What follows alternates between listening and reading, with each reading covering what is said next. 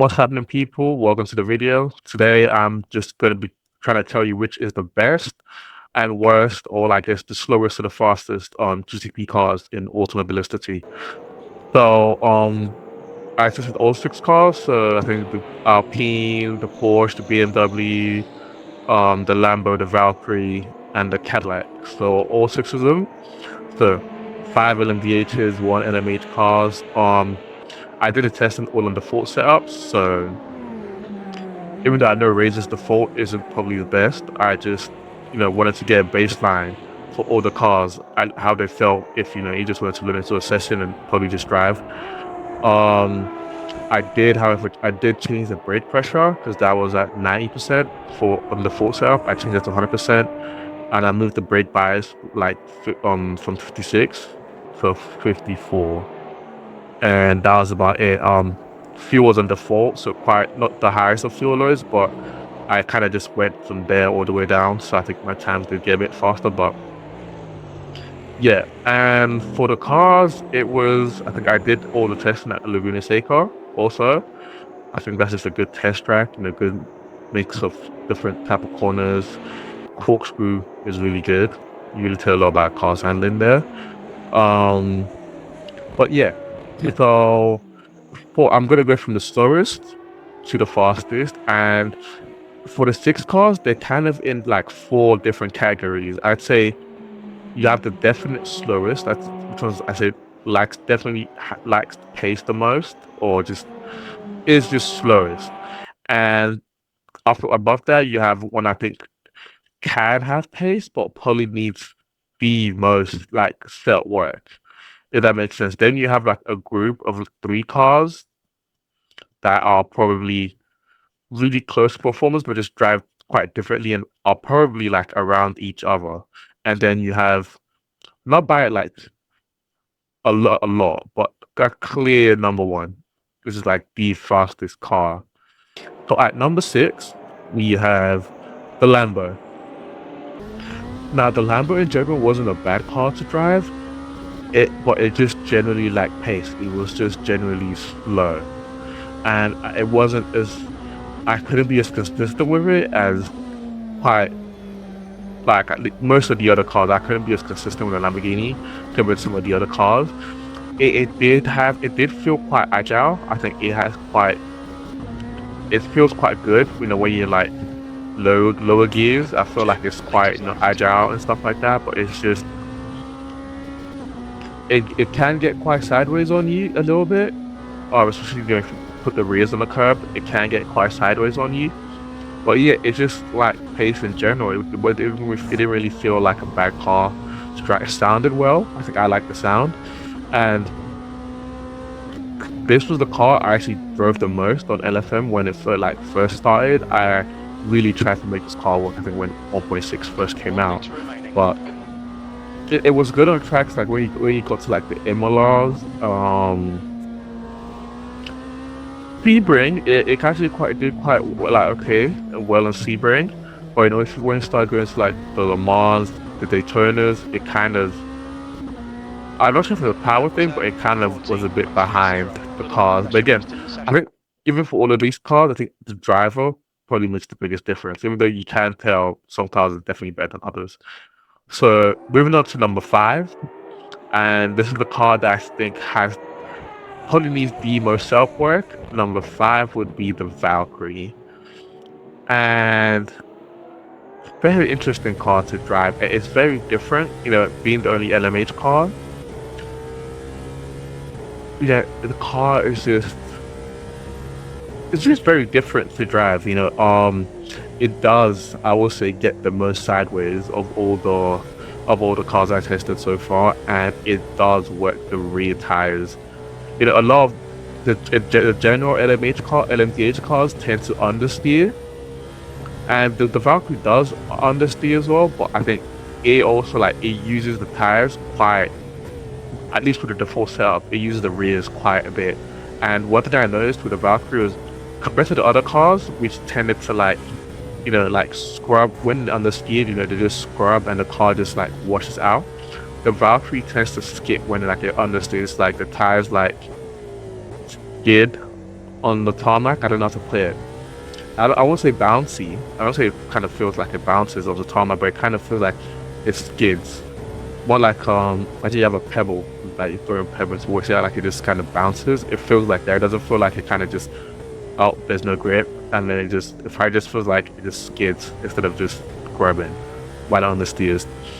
I think what it does uses tires the most. I think it does have one of the best tractions. Like that car, once if you're able to put the power down, it gets out of it. I feel like it has one of the best tractions.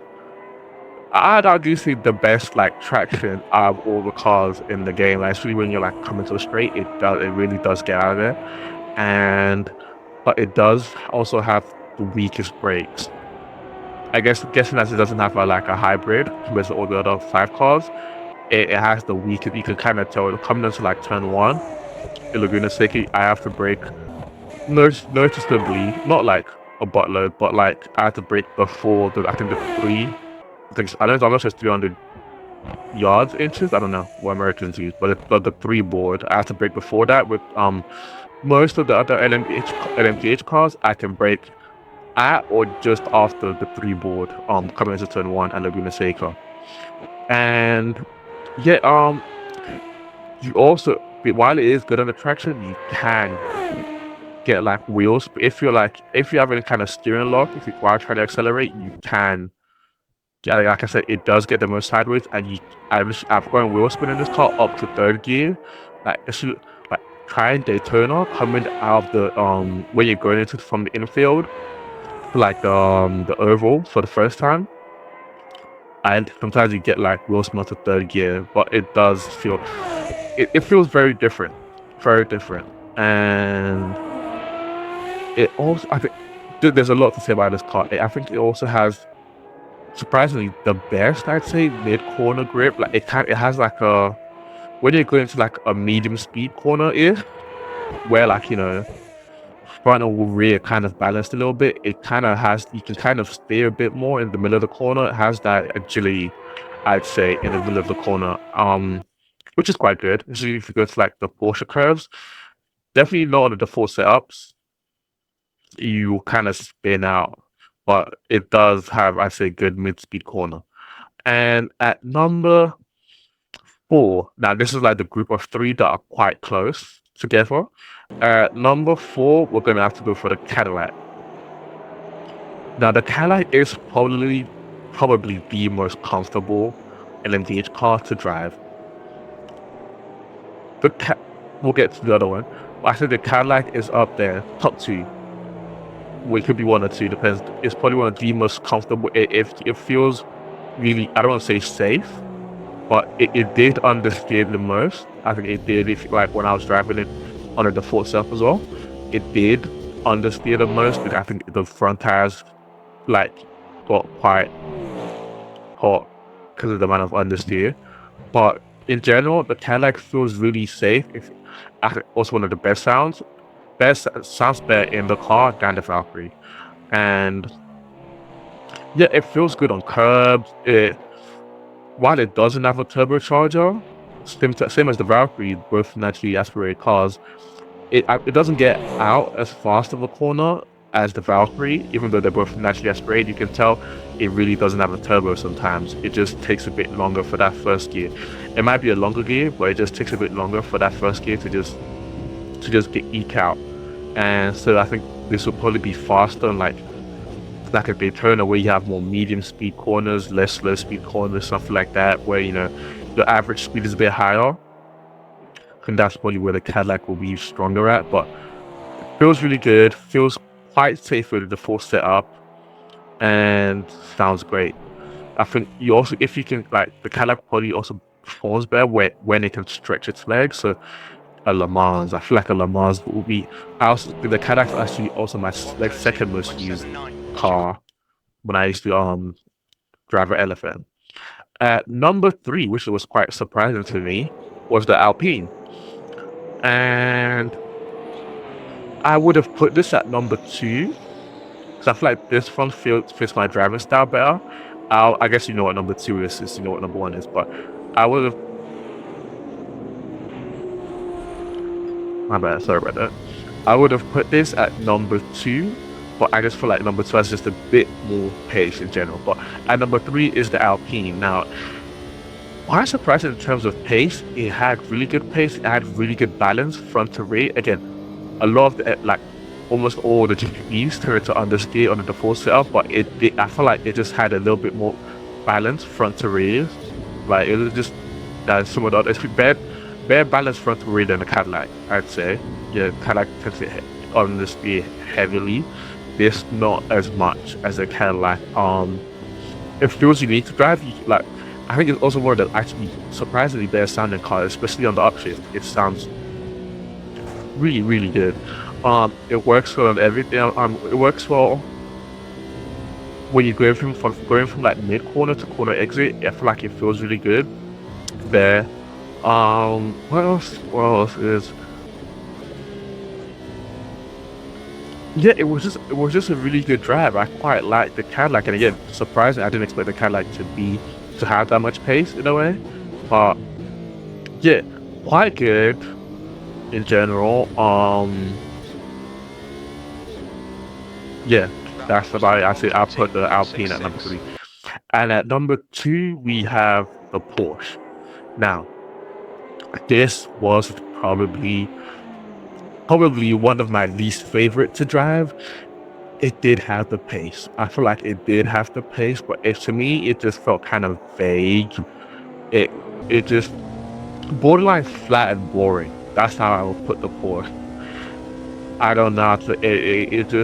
It did feel smooth, and that was about it. It just felt like a neutral drive. I don't know how else to put it like that. It just,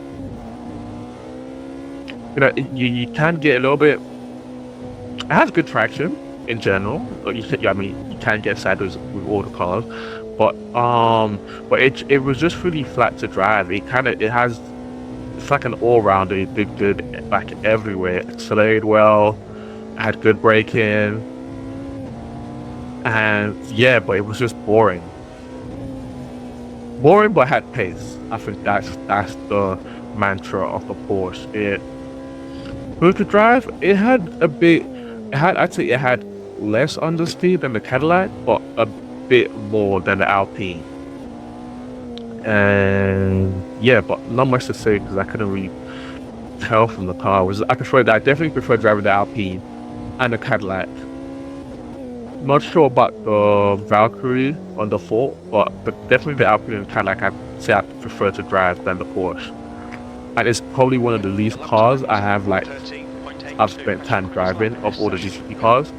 In AMS2, it's probably one of I was my least favorite because that's a bit too far, but definitely quite boring to drive. So number 2 is the Porsche. And at number 1, obviously, like I said earlier, is the BMW. This car, I feel like you could just tell from the grip. This car it just has more grip.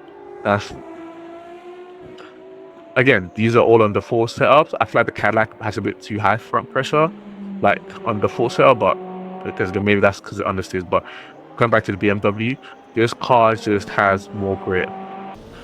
And I think if you check the time trials, some of the fastest times, even on LFM, I think from when 1.6 dropped, I had a suspicion like the BMW was the fastest car, but it just has more grip. Again, like all the cars have some understeer, but the car was just fast. Like it had, I think, almost I'd say Valkyrie level of like traction coming out of the corners. Again, if you modulate your throttle well, I'd say, but it also got, I'd say, the second most sideways out of all the cars, so it can be quite sharp.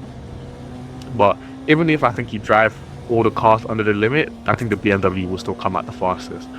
But yeah, it can be quite sharp, but it definitely has pace out of all the cars. It has more grip. That's the only way I could put it. I just going through some of the corners, I just had more grip. Good braking too. Again, all the cars had better braking, I'd say, than the Valkyrie. It doesn't sound too bad either. So, But yeah, the BMW is the factor, not by a mile, but I'd say like a clear number one. So coming back to everything, so at number 6 we have the Lamborghini. I say was just generally light paced, was just genuinely. This wasn't a fast car. I didn't feel like a fast car in general. At number 5 we have the Aston Martin. I say this is a car that definitely needs a step up to get the best out of it. Not the strongest brakes, definitely, and I feel like it's the Valkyrie because you have to adjust the Valkyrie from you can only adjust the front wing of the Valkyrie, not the rears, because all the other LMDH cars they haven't. You go from 0 to 8 for the rear wing, so there's a bit more adjustability and just it's more familiar because if you drive a GT3, I think you can only adjust the rear wing on a GT3 car. So if you come into the LMDH cars, it transfers better. The Valkyrie is just quite different. I think the front wing really goes from like 0, 1, and 2. So the setup is very different for the Valkyrie as well. So, but I think with a good setup, this car can have patience. Somewhere like I think Road, obviously, it did good in real life and Road Atlanta as well. But I think somewhere like Road Atlanta, where you have, quite higher speed corners, not really that many like first gear corners or like more mid speed corners. When you go through the S's and stuff like that. I feel like the Valkyrie does quite well there. And yeah, and then at number 4 we have the Cadillac. Good car, solid choice, good balance, quite safe, at least on the full setup, quite predictable. Does tend to have some heavy understeer, but great sounding car too. At number 3, we have the Alpine. Surprising.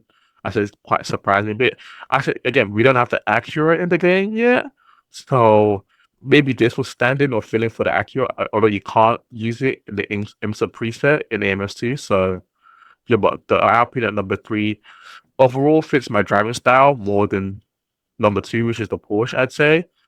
Doesn't sound as good as the Cadillac, but I'd say drives on the default setup a little bit more balanced. At number 2, we have the Porsche again. I think my least favorite car to drive. It did have, I'd say, better pace than the Alpine and the Cadillac. So yeah, not my favorite to drive. At number 2 is the Porsche, and at number 1, the BMW. This just has grip. This just has more grip. Yeah, that's how it just has more. I don't know how to put it. When like it's like when you're driving a car that just has a bit more downforce. It feels like that, but it also has the power to like go on the streets. I don't know, but yeah. At number 1 is the BMW. So do bear in mind these were all done on default setup. So yeah. Anyway, if you have any ideas, any kind of maybe cars, except GT3s, I don't drive GT3s. But if you like the video, like the video. If you like the video, subscribe. Comment, let me know what you think. If you have a different order for the cars, or if you just let me just know what you think about the cars in general. And yeah, that's all for this time. See you next video.